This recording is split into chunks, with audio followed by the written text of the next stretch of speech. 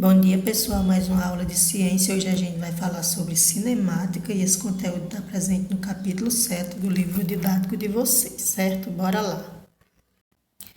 Medidas de comprimento. Medir um comprimento é compará-lo a um comprimento adotado como padrão. O padrão escolhido é a unidade de medida. Uma unidade de medida de comprimento muito usada no mundo todo é o metro, simbolizado por M, certo, pessoal? Então, quando eu digo que um tapete ele mede 3 metros, eu estou dizendo que ele mede 3 vezes o comprimento da unidade adotada como padrão, o metro, certo? São usados também muitos múltiplos e submúltiplos do metro, como o quilômetro, que um quilômetro vai equivaler a 1000 metros, um centímetro, que vai equivaler a 0,01 metro, e um milímetro, que vai equivaler a 0,001 metro, certo? Então, além do metro, são usados aí esses múltiplos e submúltiplos do metro, certo? Medida de distância referencial. O metro e as unidades dele derivadas podem ser usados para expressar a distância entre dois pontos. Em muitas situações é conveniente medir a distância em relação a um ponto ou local escolhido como referência, denominado referencial. Por exemplo, se a gente estiver vindo da cidade do Hererê aqui para Iracema, quando a gente passa no quilômetro 15, se nós adotarmos a cidade de Iracema como referencial, nós estamos a 15 quilômetros da cidade de Iracema, certo?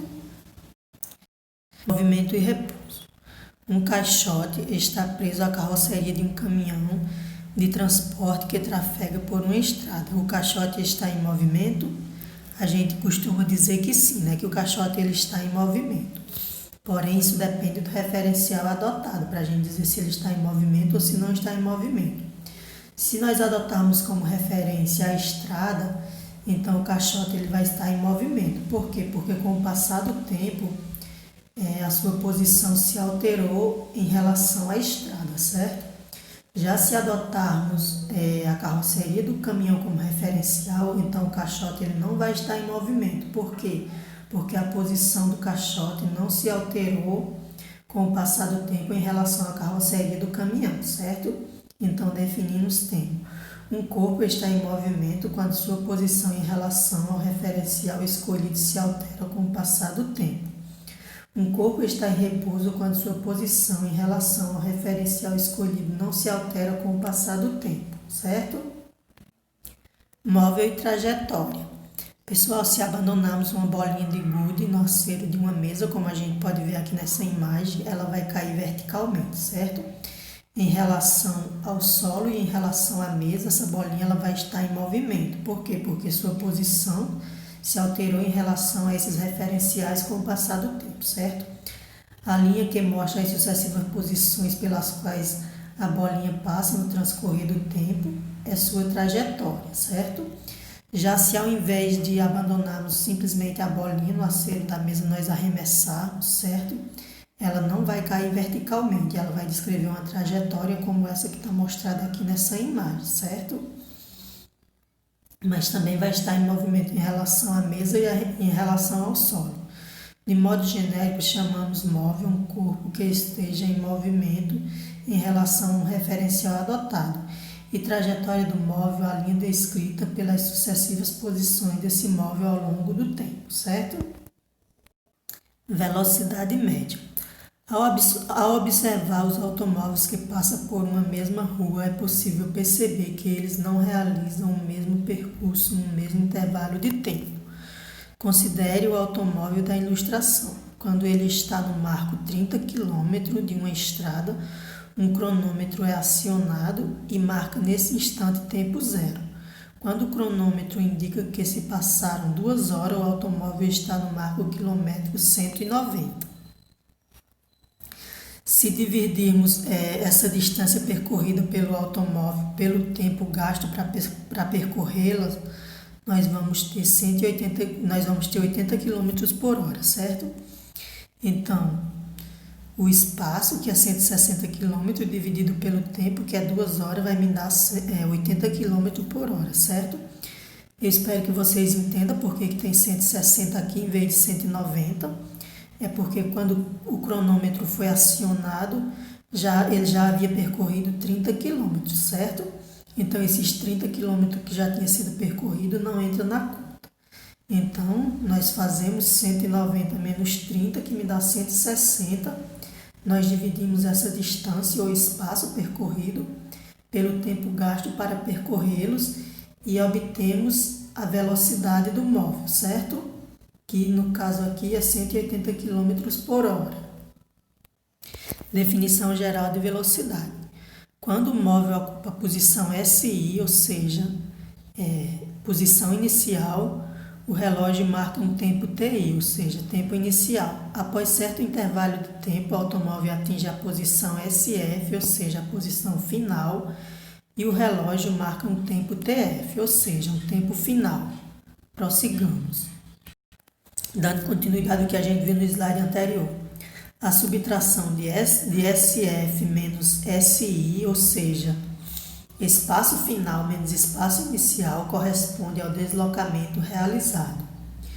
Isto é, o espaço percorrido, que será representado por ΔS. O símbolo delta é usado em física para indicar variação. A subtração do tempo TF menos o tempo TI, representada por ΔT, corresponde ao intervalo de tempo no qual o móvel foi do espaço 1, do espaço inicial, para o espaço final, certo?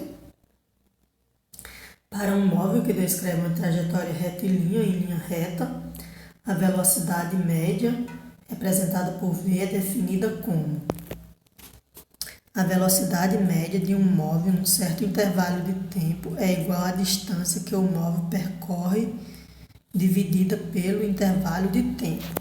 Ou seja, para encontrar a minha velocidade, a velocidade média de um móvel, eu vou dividir o espaço percorrido por esse móvel, vou dividir esse espaço pelo tempo gasto para percorrê-lo, certo? Então, pegando o exemplo que a gente viu lá no início do carrinho, certo? Dos 190 km. Então, eu vou ter que minha velocidade é igual a meu espaço dividido pelo meu tempo. Como é que isso funciona? V é igual a espaço final menos espaço final dividido pelo tempo final menos o tempo inicial. Então, meu espaço final foi 190 km, certo? Menos 30, que é o meu espaço inicial. Isso me dá 160 km. Dividido pelo meu tempo final, que são 2 horas, menos o meu tempo inicial, que é 0. Então, 160 dividido por 2 me dá 80 km por hora. Então, a minha velocidade média é 80 km por hora, certo? Velocidade instantânea. Denominamos velocidade instantânea a velocidade com que um móvel percorre a trajetória em um determinado instante. O velocímetro dos veículos brasileiros expressa a velocidade instantânea em km por hora, certo? A velocidade de um móvel pode ou não permanecer constante num determinado percurso, e esse critério permite classificar os movimentos como movimento uniforme e movimento variado, como a gente vai ver no próximo slide, certo? Então, aqui é só uma tabela mostrando a velocidade de alguns móveis. Vocês podem consultar no livro de vocês também, é interessante que vocês consultem, certo? Movimento uniforme e movimento variado. No caso da figura A, o móvel tem velocidade constante e percorre, portanto, distâncias iguais. É o que chamamos de movimento uniforme.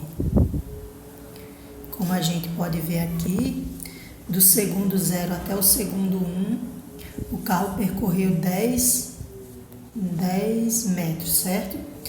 Do segundo 1 até o segundo 2, como a gente pode ver aqui na parte de baixo, ele percorreu mais 10 metros, certo? E então assim sucessivamente, certo? A cada segundo ele percorre 10 metros, então é um movimento uniforme, certo? No caso da figura B, o móvel parte do repouso e sua velocidade aumenta com o passar do tempo. Já no caso da figura C, o móvel que está inicialmente em movimento sofre redução de velocidade até parar. Em ambos, a velocidade do móvel se altera e, consequentemente, em intervalos de tempo iguais são percorridos distâncias diferentes. São exemplos de movimento variado. Como a gente pode ver aqui na primeira imagem aqui do carrinho vermelho, a imagem B, certo? Do segundo 0 até o segundo 1, o carro percorre 4 metros em um segundo. Do segundo 1 até o segundo 2, o carro percorre 8 metros em um segundo. Do segundo 2 até o segundo 3, o carro ele percorre 12 metros em um segundo. Do segundo 3 até o segundo 4, o carro percorre 16 metros em um segundo. E do segundo 4 até o segundo 5, ele percorre 20 metros em um segundo, certo? Na figura C do carrinho verde, a gente pode ver que inicialmente no segundo 1, o carro está percorrendo 24 metros por segundo. Do segundo 0 até o segundo 1, ele percorre 18 quilômetros. Do segundo 1 até o segundo 2, ele percorre 12 quilômetros. Do segundo 12 até o segundo, do segundo 2 até o segundo 3, ele percorre 6 metros, e do segundo 3 até o segundo 4, ele percorre 0 metros, certo?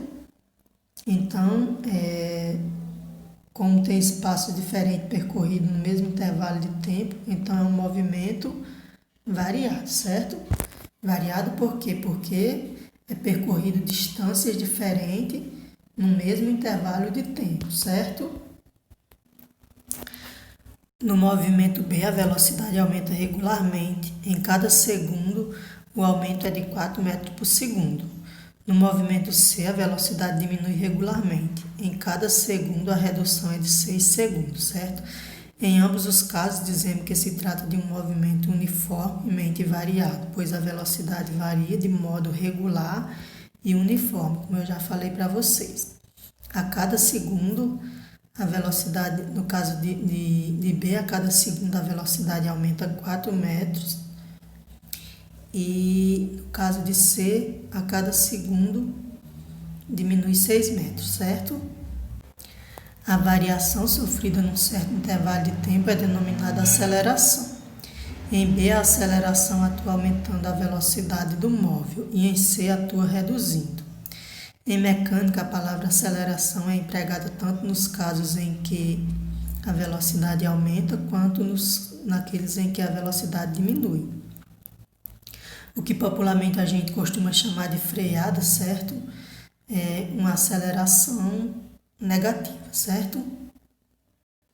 Vamos falar um pouquinho sobre variação da velocidade. Seja VI a velocidade no instante TI e VF a velocidade no instante TF, a variação da velocidade ΔV é dada por VF, ou seja, velocidade final, menos VI, velocidade inicial, e ocorre durante o intervalo de tempo ΔT, tempo TF, ou seja, tempo final, menos o tempo TI, tempo inicial. A aceleração é definida da seguinte maneira. A aceleração média de um móvel em movimento retilíneo uniformemente variado num certo intervalo de tempo é igual à variação da velocidade dividida pelo intervalo de tempo, certo? Como a gente pode ver aqui. Aceleração, que é representada por A, é o resultado da divisão da velocidade pelo tempo. Então, nós pegamos a velocidade final e subtraímos dela a velocidade inicial, o tempo final e subtraímos deles o tempo inicial e dividimos a velocidade pelo tempo para encontrar a aceleração, certo? Então, fazendo isso aqui na prática, a gente pegando um intervalozinho daqueles dos carrinhos que a gente viu na imagem B e C, certo? Então, em um dos intervalos, nós temos velocidade final 4 metros por segundo e velocidade inicial 0 metros. Então, 4 menos 0 é igual a 4, dividido pelo tempo final menos o tempo inicial. Meu tempo final é 1 segundo, meu tempo inicial é 0. Então, 4 dividido por 1 vai dar 4. Então, a minha aceleração vai ser 4 metros por segundo ao quadrado. Já no caso da figura C, que nós temos uma aceleração negativa, então, pegando um daqueles intervalos, nós vamos ter, aliás, o primeiro intervalo, nós vamos ter minha velocidade final é 18 metros por segundo, minha velocidade inicial é 24 metros por segundo, certo? Então, 18 menos 24, esse sinal de menos ele é da regra, certo?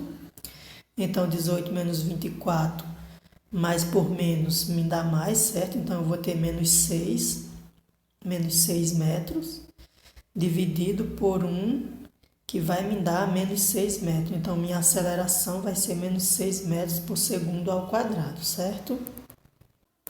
Então, em B, a aceleração é 4 metros por segundo ao quadrado. Isso significa que a velocidade aumenta 4 metros por segundo, ou seja, aumenta 4 metros em 1 segundo, certo? Em C, a velocidade se reduz em 6 metros por segundo. Em cada segundo, o que é expresso como menos 6 metros por segundo ao quadrado, certo? E no caso da figura A, o que podemos dizer sobre a aceleração? Como a velocidade é constante, a variação da velocidade, ΔV, é nula e, portanto, a aceleração é nula, igual a zero, certo? Isso equivale a dizer que a velocidade não varia durante o tempo. Queda livre. Em alguns laboratórios, dispõe de métodos que permitem acompanhar e registrar detalhes sobre objetos em queda, como a gente pode ver aqui nessa imagem que eu estou mostrando para vocês, certo? É possível, nesses laboratórios, registrar a posição de um móvel em queda indeterminada e determinar sua velocidade em diversos instantes. Também é possível investigar a queda de objetos num ambiente onde foi feito vácuo, ou seja, retirado o ar, e, portanto, onde não estão sujeitos à resistência do ar, certo, pessoal? Mas isso é em laboratórios muito especializados, próprio para isso. Estudos criteriosos revelaram que todos os objetos, uma vez abandonados no vácuo, descrevem uma trajetória vertical de queda na qual a velocidade aumenta progressivamente. Esses estudos também revelaram que a queda de objetos no vácuo ocorre sempre da mesma maneira, independentemente da forma, do tamanho ou da massa, certo? Quando um objeto cai livremente, sem a resistência do ar e sem a atuação de nenhum outro fator que se oponha ao movimento, dizemos que ele está em queda livre. Nessas circunstâncias, o único fator que atua no movimento do objeto é a atração gravitacional, certo? Ou seja, a atração da Terra, a atração que a Terra exerce sobre esse objeto, ok? Aceleração da gravidade. Essa figura que eu estou mostrando aqui mostra alguns dados. Toda hora é cachorro latindo aqui, por isso que eu fico só parando o vídeo. Bom, como eu ia dizendo, essa figura que está mostrando aqui ao lado, ela mostra alguns dados experimentais sobre um objeto em queda livre, certo? Trata-se de um movimento acelerado em que a velocidade aumenta uniformemente com o passar do tempo. Bom, o valor da aceleração é o mesmo para todos os corpos em queda livre na superfície da Terra na mesma localidade. É denominada aceleração da gravidade e é simbolizado pela letra G, certo? O valor de G se altera de modo pouco significativo nos movimentos dos polos em direção à linha imaginária do Equador, certo? O valor médio da aceleração da gravidade é 9,8 metros por segundo ao quadrado, mas ele costuma ser arredondado para 10, certo? Se a gente observar aqui nessa imagem e fizer os cálculos, a gente pode ver que a cada segundo de queda o móvel tem sua velocidade aumentada em 9,8 metros por segundo, o que revela que ele está submetido à aceleração de 9,8 metros por segundo ao quadrado, ou seja, 9,8 metros a cada segundo. E como eu já falei para vocês, para efeito prático, esse 9,8 costuma ser arredondado para 10, certo? Aqui só um slide mostrando as páginas que vocês têm que ler, certo? E as questões que vocês têm que responder. As questões de 1 e 4 do livro, certo? Então, essa foi a nossa aula de hoje. Como sempre, espero contribuir para o conhecimento de vocês. Tchau e até a próxima.